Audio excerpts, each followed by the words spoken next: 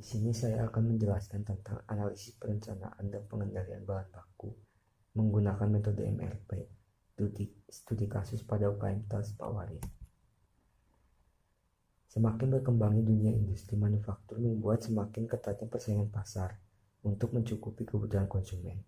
Perusahaan juga dituntut untuk dapat memuaskan konsumen dengan cara menyelesaikan pesanan konsumen tepat pada waktunya. Hal tersebut perlu ditunjang dengan adanya perencanaan maupun pengendalian produksi yang baik dan didukung oleh perencanaan persediaan yang tepat. Persediaan dapat berupa bahan baku, komponen produk, barang setengah jadi. Akan selalu memiliki persediaan bahan baku karena dalam menjalankan proses produksi, perusahaan diperlukan bahan baku untuk diolah menjadi produk yang akhirnya mempunyai nilai tambah dengan kuantitas yang baik. Dalam era globalisasi sekarang ini, banyak perusahaan baru bermunculan, baik perusahaan yang bergerak di bidang jasa, manufaktur maupun perdagangan. Setiap perusahaan akan berusaha untuk mencapai tujuan yang telah ditentukan. Agar tujuan dapat terpenuhi, maka perusahaan harus melakukan pengendalian secara ketat terhadap persediaan. Dalam suatu perusahaan, persediaan memiliki peranan penting dalam kegiatan produksi karena berhubungan dengan ketersediaan bahan baku atau material dan juga berkontribusi terhadap pencapaian kepuasan pelanggan.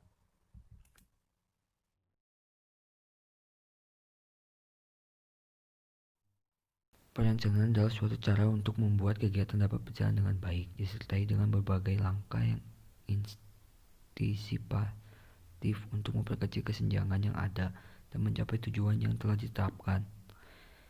Perencanaan merupakan hasil proses berpikir dan pengkajian dan penyeleksian dari berbagai alternatif yang dianggap lebih memiliki nilai efektivitas dan efisiensi yang merupakan awal dari semua proses pelaksanaan kegiatan yang bersifat rasional. Menurut Tehani Handoko, perencanaan adalah pemilihan atau penetapan tujuan organisasi, penentuan strategi, kebijaksanaan, proyek, program, prosedur, metode, sistem anggaran, dan standar yang dibutuhkan untuk mencapai tujuan.